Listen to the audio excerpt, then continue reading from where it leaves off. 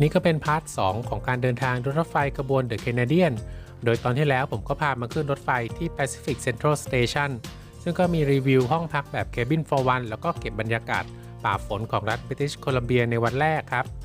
สำหรับพาร์ท 2 นี้ก็จะเริ่มต้นจากการเดินทางในเช้าวันที่ 2 ตั้งแต่อาหารเช้าที่ Dining Car แล้วก็เดินทางผ่านทะเลสาบที่เป็นน้ำแข็งแวะจอดที่เมือง Jasper ใจกลาง Canadian Rocky แล้วก็เดินทางเข้าสู่รัฐ Alberta จากนั้นก็จะเดินทางต่อบนรถไฟในวันที่ 3 เข้าสู่รัฐ Saskatchewan ซึ่งก็จะผ่านวิวทิวทัศน์ของทุ่งหญ้าแพรรี่ที่มีน้ำแข็งปกคลุมไปตลอดทางครับเดินทางต่อกันเลยครับตื่นเช้ามาในวันที่ 2 ตอนนี้รถไฟก็ยังอยู่ในรัฐ British Columbia อยู่ครับ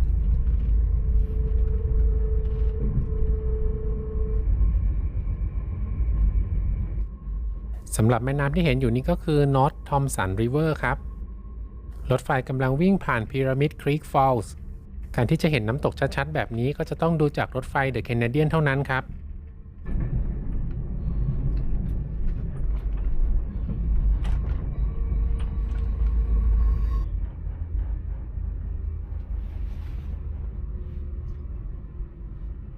วันนี้ก็ทานอาหารเช้าพร้อมกับวิวของ North Thompson River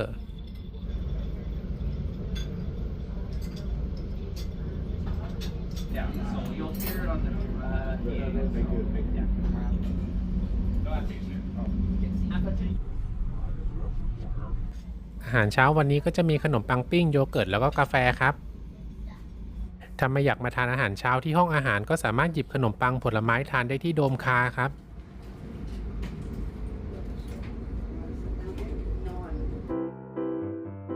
หลังจากอาหารเช้าผมก็จะไปนั่งเล่นที่พาร์คคาร์ครับซึ่งก็จะเป็นตู้ชมวิวที่อยู่ท้ายสุดของขบวนที่เรียกว่าพาร์คคาร์ก็เพราะทุกตู้แบบนี้จะตั้งชื่อตามพาร์คหรืออุทยานอย่างคันที่พ่วงมากับขบวนนี้ชื่อกราเซียพาร์คตั้งชื่อตามกราเซีย National Park ในรัฐ British Columbia ครับถึงแม้ตู้นี้จะอยู่ในชั้น Prestige แต่ผู้โดยสารตู้นอนทุกคลาสก็สามารถมาใช้บริการได้แต่สำหรับที่นั่งในโดมชมวิวชั้นบนจะสงวนไว้สำหรับผู้โดยสารชั้น Prestige เท่านั้นครับ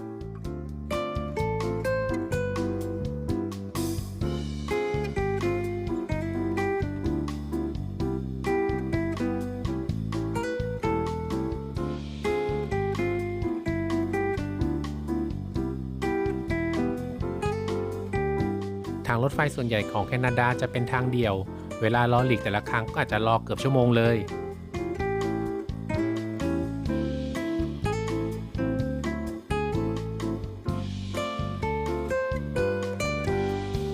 นั่งเล่นต่ออีกสักพักเดี๋ยวก็จะเดินกลับไปที่ห้องครับ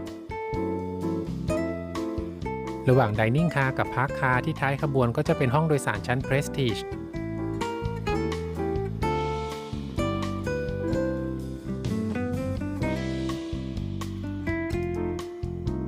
กลับมานั่งชมวิวต่อที่ห้องแล้วครับ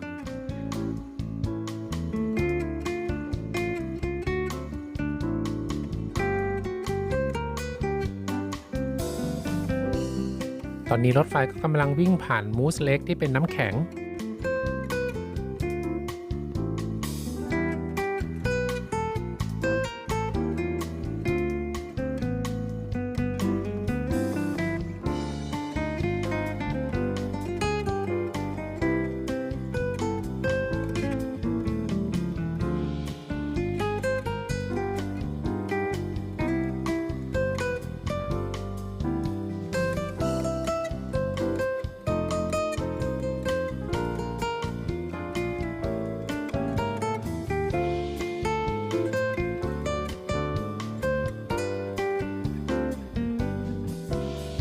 ตอนนี้รถไฟก็จะข้ามจากรัฐ British Columbia สู่รัฐ Alberta ครับเดี๋ยวอีกสักพักหนึ่งรถไฟก็จะเข้าสู่เมือง Jasper ที่เห็นอยู่นี่ก็คือ Jasper Sky Tram ซึ่งเป็นกระเช้าไฟฟ้าแบบ Aerial Tram ที่ยาวและสูงที่สุดในแคนาดา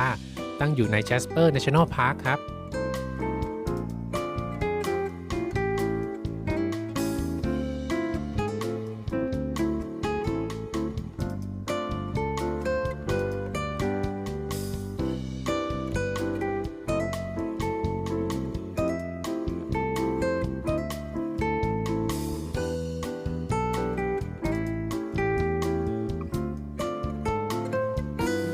รถไฟก็กำลังจะถึงสถานีแจสเปอร์แล้วครับ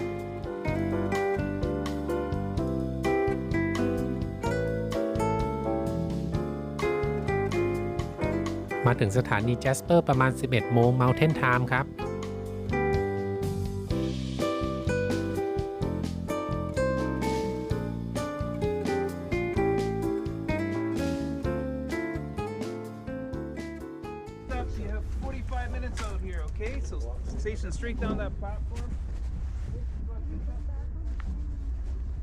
มีเวลาเดินเล่นประมาณ 45 นาที เดี๋ยวเราเดินเข้าไปในสถานีกันก่อนเลยครับ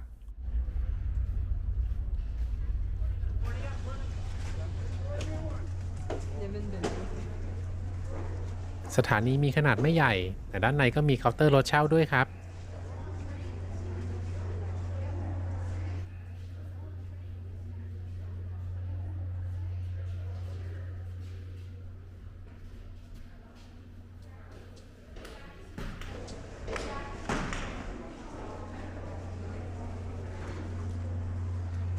เดี๋ยวเดินออกไปด้านหน้าสถานีกันก่อน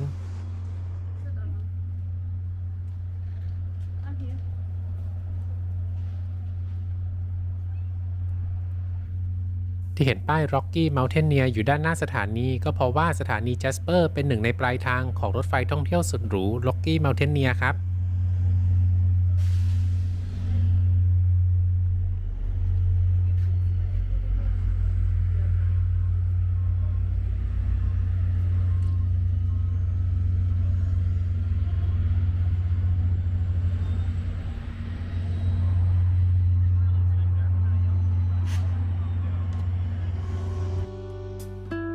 จากเวลาที่มีจริงๆแล้วก็ได้แค่เดินหน้าสถานีหรือไม่ก็ร้านค้าที่อยู่ใกล้ๆสถานีก็กะไว้ว่าจะกลับมาเที่ยว Jasper อย่างจริงๆจังๆในโอกาสหน้าครับ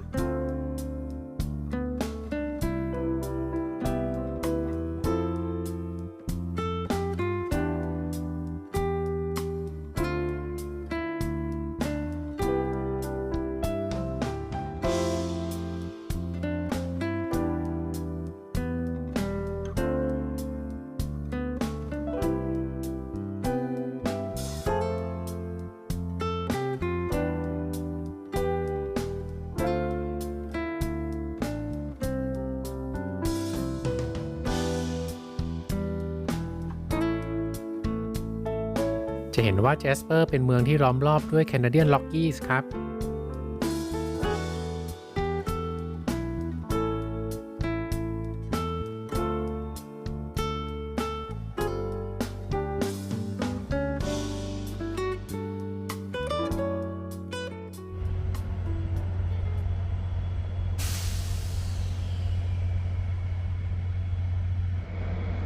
รถไฟที่จอดเคียงคู่กับภูเขาครับรถไฟขบวน The Canadian จะลากจูงด้วยหัวรถจักร GPA 30H 2 คันซึ่งหัวรถจักรนี้ก็ถูกปรับปรุงประสิทธิภาพจากหัวรถจักร EMD F40PH-2D ผลิตโดย General Motors Diesel Division โดยทยอยปรับปรุงมาตั้งแต่ปี 2006 จนถึงปี 2014 จำนวน 59 คันครับซึ่ง GPA ก็มาจาก General Motors Passenger A Unit 30 ก็หมายถึงกำลังขับเคลื่อน 3,000 แรงม้าส่วนตัว H ก็หมายถึงมีการติดตั้งเครื่องยนต์ดีเซล Caterpillar C18 เพื่อใช้จ่ายไฟให้กับตู้โดยสารแบบ Head End Power โดยเครื่องยนต์หลักจะใช้จ่ายไฟให้กับมอเตอร์ขับเคลื่อนหรือ Traction Motor เท่านั้นครับคันถัดมาก็จะเป็นตู้สัมภาระ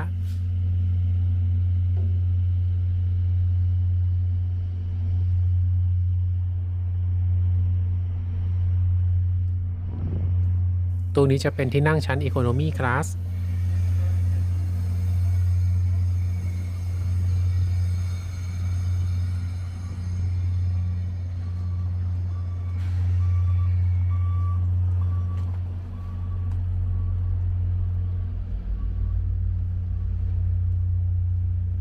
ตู้ถัดมาก็จะเป็นโดมคาร์สำหรับผู้โดยสารอีโคโนมี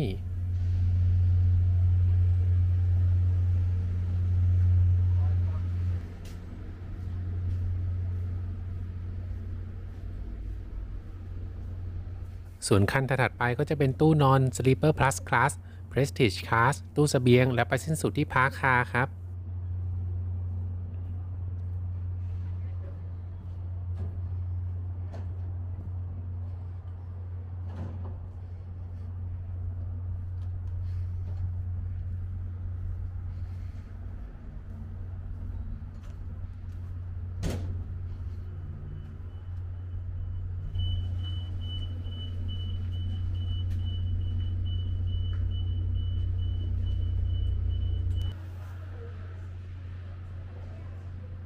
ระหว่างที่นั่งรอกลับขึ้นขบวนรถก็นั่งชมสถาปัตยกรรมในสถานีไปพลางๆครับ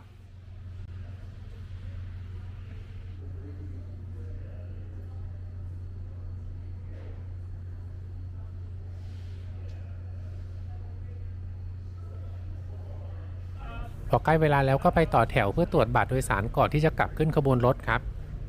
ที่เห็นรถกระเช้าก็เพราะว่าที่สถานีนี้เขาก็จะมีการทำความสะอาดกระจกของโดมคาร์ด้วยครับ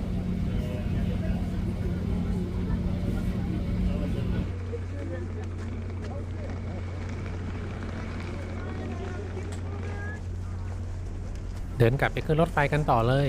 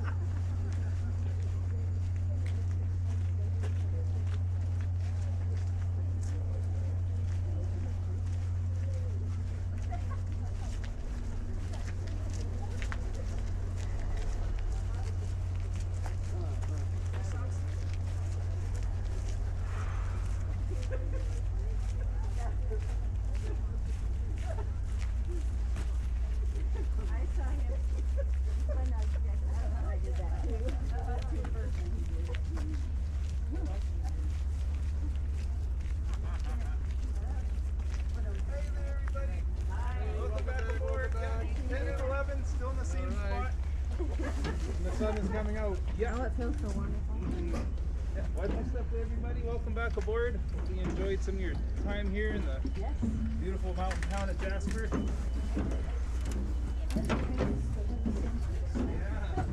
All right. Yeah. Welcome stuff to everybody.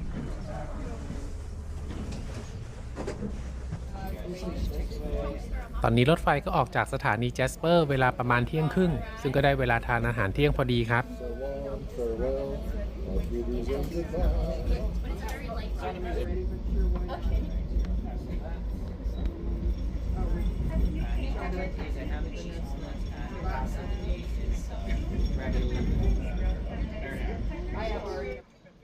อาหารเที่ยงวันนี้เป็นพายสตูไก่เสิร์ฟพร้อมกับสลัดครับวิวทิวทัศน์ตลอดทั้งบ่ายของวันนี้ก็จะเป็นทุ่งหญ้าแพรรี่ที่มีฉากหลังเป็นภูเขาหิมะซึ่งทุ่งหญ้าแพรรี่ในแคนาดาก็กินพื้นที่กว้างขวางมากครอบคลุมตั้งแต่รัฐแอลเบอร์ตาซัสแคชเชวันและแมนิโตบาครับ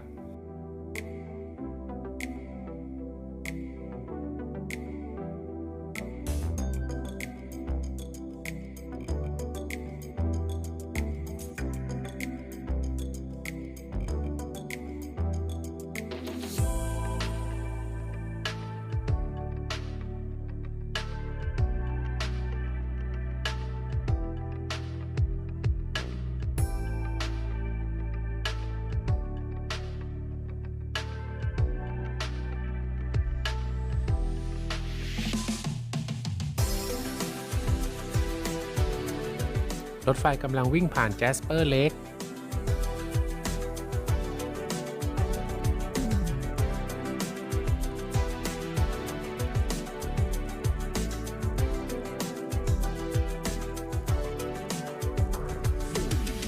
กติผมก็จะดูชื่อแม่น้ำทะเลสาบหรือภูเขาจาก Google Map แต่พอมีหลายยอดเขาสลับซับซ้อนกันก็เลยดูไม่ออกเลยครับว่าเป็นภูเขาอะไรบ้าง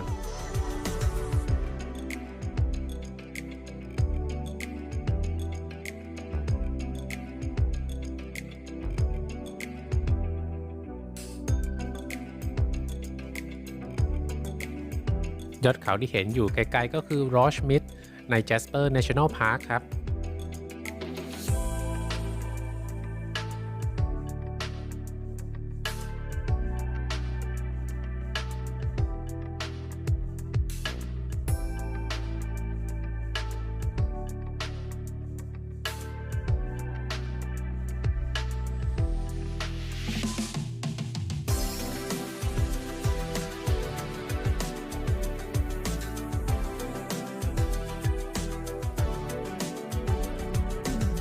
ตอนนี้ก็มีหิมะตกลงมาด้วยครับ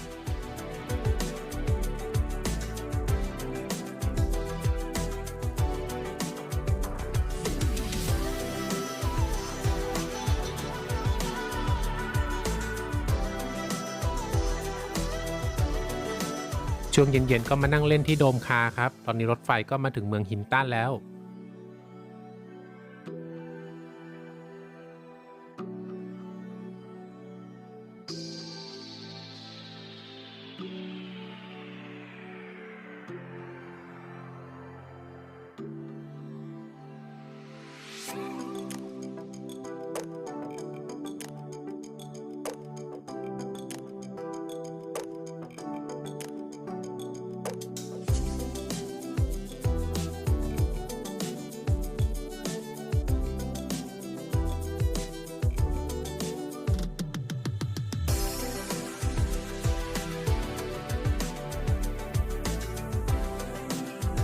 ตอนนี้รถไฟก็อยู่ใน Yellowhead County ครับ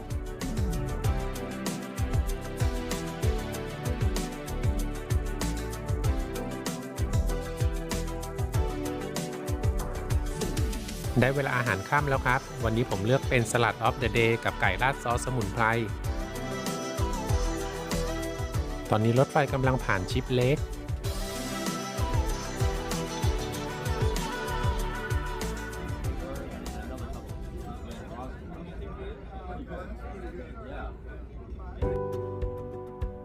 ทานข้าวเสร็จแล้วก็มาดูวิวต่อที่โดมคาซึ่งรถไฟก็กำลังวิ่งลัดเลาะไปกับวาบามูลเลคครับ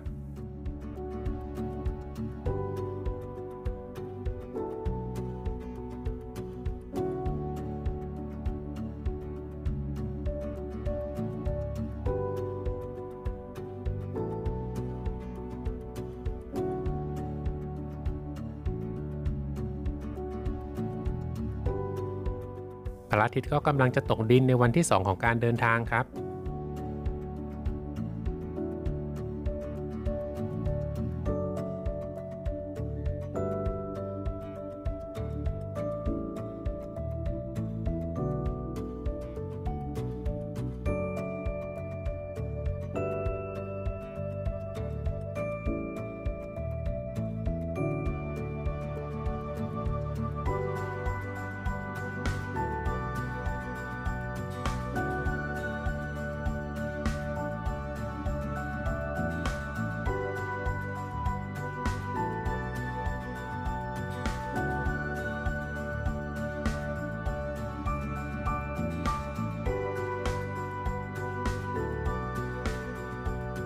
เวลาประมาณ3 ทุ่มกว่าๆรถไฟก็มาถึงเมืองเอ็ดมอนตันครับซึ่งรถไฟก็จอดที่สถานีเอ็ดมอนตันนานพอสมควรเลยครับแต่เนื่องจากตอนนี้ก็ดึกแล้วก็เลยไม่ได้ออกไปไหนครับ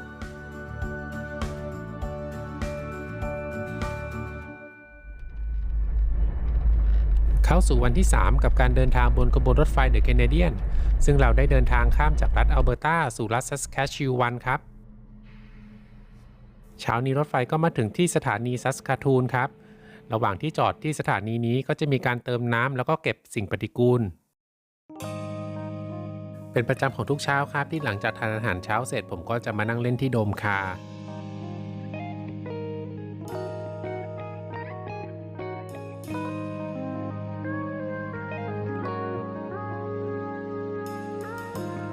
พระอาทิตย์กำลังขึ้นพอดีครับ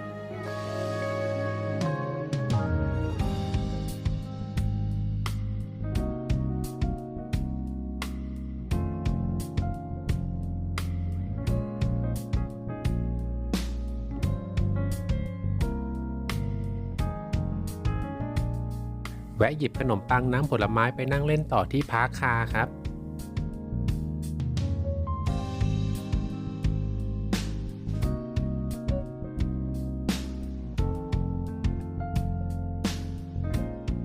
เปิดประตูเข้ามาที่ไดนิ่งคาร์ครับทางขวานี้จะเป็นห้องครัว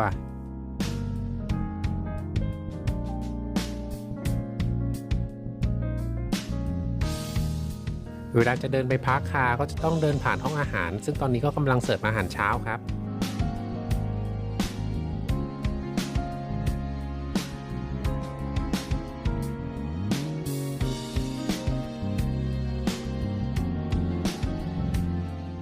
แล้วก็จะต้องผ่านตู้ของชั้น Prestige สังเกตได้จากการบุผนังที่ดูหรูหรากว่าตู้อื่นๆครับ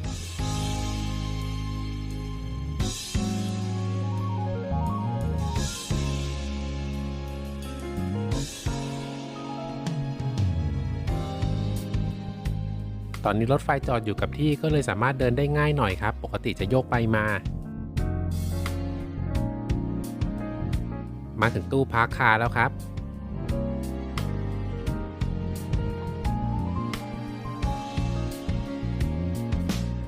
ที่ตู้นี้ก็จะมีบาร์ด้วย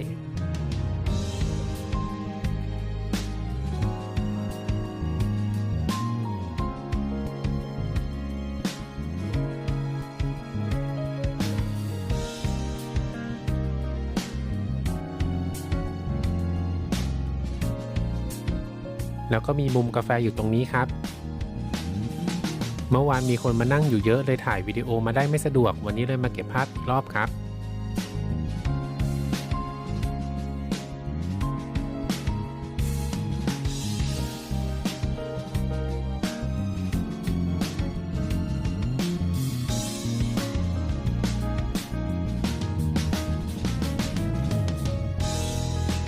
เช้านี้ที่โดมของชั้น Prestige ยังไม่มีคนมานั่งเลยครับ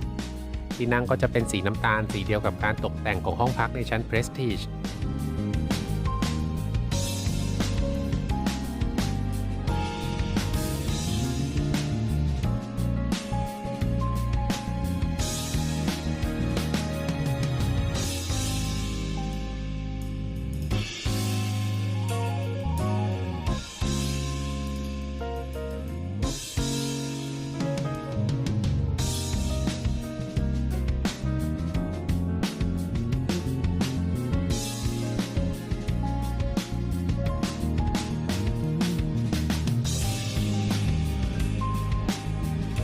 โซฟาก็ผ่านการใช้งานมานานก็อาจจะเก่าไปนิดนึงครับ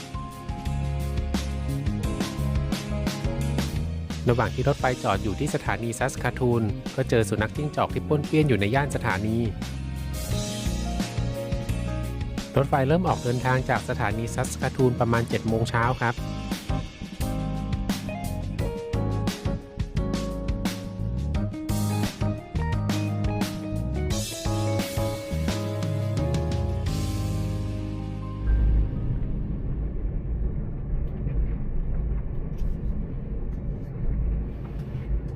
ในช่วงต้นเดือนเมษาก็ยังเห็นแม่น้ำที่เป็นน้ำแข็งได้ตลอดทางครับ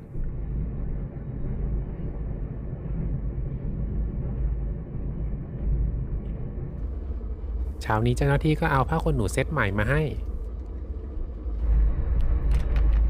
สองข้างทางก็จะเป็นทุ่งหญ้าแพรรี่ที่ปกคลุมไปด้วยหิมะ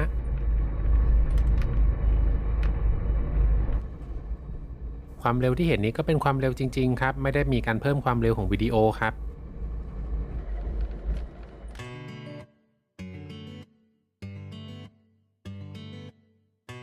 ระหว่างทางก็จะมีการจอดรอหลีกขบวนรถสินค้าเป็นระยะ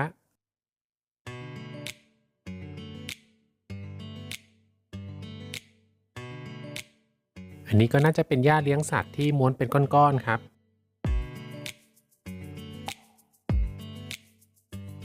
ในรัฐซัสแคชเชวันก็จะมีเหมืองแร่โพแทสอยู่เป็นระยะครับซึ่งรัฐซัสแคชเชวันก็เป็นแหล่งผลิตแร่โพแทสที่สำคัญมากแห่งหนึ่งของโลกซึ่งแร่โพแทสที่ขุดได้ที่นี่ก็จะถูกส่งออกไปทั่วโลกเพื่อใช้ในการผลิตปุ๋ยเคมีครับระหว่างทางก็เลยจะเห็นขบวนรถไฟสินค้าที่กดแร่โพแทสอยู่เรื่อยๆครับตรงนี้ก็ไม่รู้เป็นอะไรครับอยู่ๆก็เป็นหมอกฟุ้งแบบนี้เลย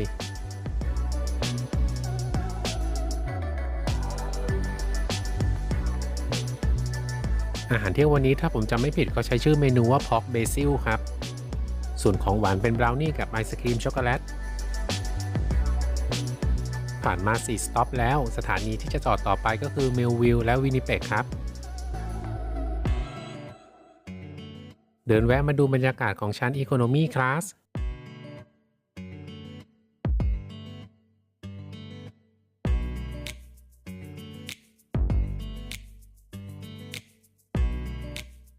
สำหรับบ่ายวันที่ 3 นี้รถไฟก็จะเข้าสู่รัฐมานิโตบาซึ่งก็จะไปถึงเมืองวินิเปกในช่วงค่ำๆครับ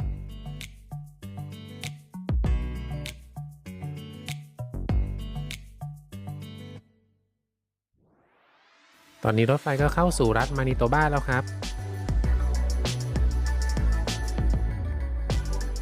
บ่ายวันนี้ก็นั่งดูวิวไปเพลินๆถ้าเบื่อก็นอนครับตื่นมาอีกทีก็เป็นช่วงบ่ายแก่ๆเลยครับชีวิตบนรถไฟ5 วัน 4 คืนก็วนไปวนมาแบบนี้ครับมานั่งรอทานอาหารค่ำที่โดมคา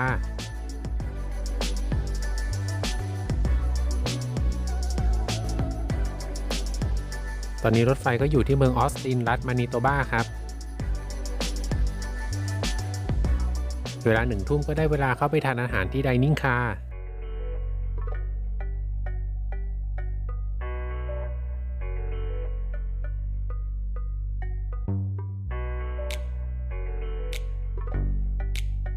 การทานอาหารก็จะเป็นแบบไฟน์ไดนิ่งช้อนส้อมมีดก็จะเยอะไปหมดเลยครับแรกๆก็งงครับอยู่บ้านช้อนนั้นเดียวกินได้หมดก็ต้องอาศัยดูวิธีกินจากคนอื่นครับก็เลยเข้าใจว่าให้ใช้ช้อนส้อมจากนอกเข้าในครับ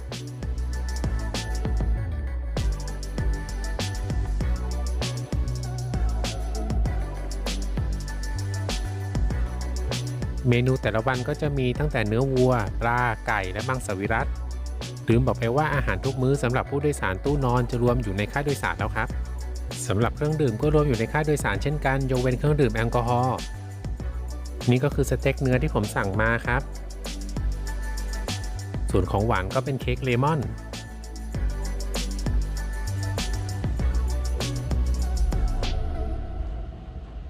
ตอนนี้รถไฟก็มันจะเข้าที่สถานีวินิเปกซึ่งก็มาถึงเร็วกว่ากำหนดการ1 ชั่วโมงเลยครับที่สถานีวินิเปกก็จะมีการสับเปลี่ยนพนักงานประจำรถรวมถึงพนักงานที่ไดนิ่งคาร์ด้วยครับ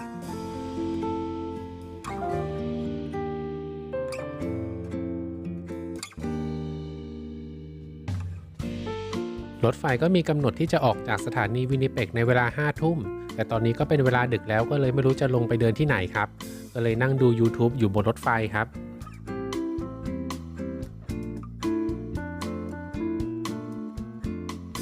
ได้เวลา 5 ทุ่มรถไฟก็เดินทางต่อครับ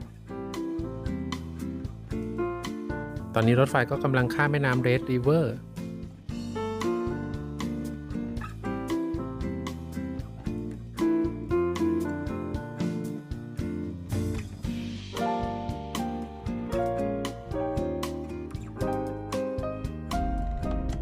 ตอนนี้ก็ได้เวลานอนในคืนที่ 3 บนขบวนรถไฟเดอะแคนาเดียนแล้วครับ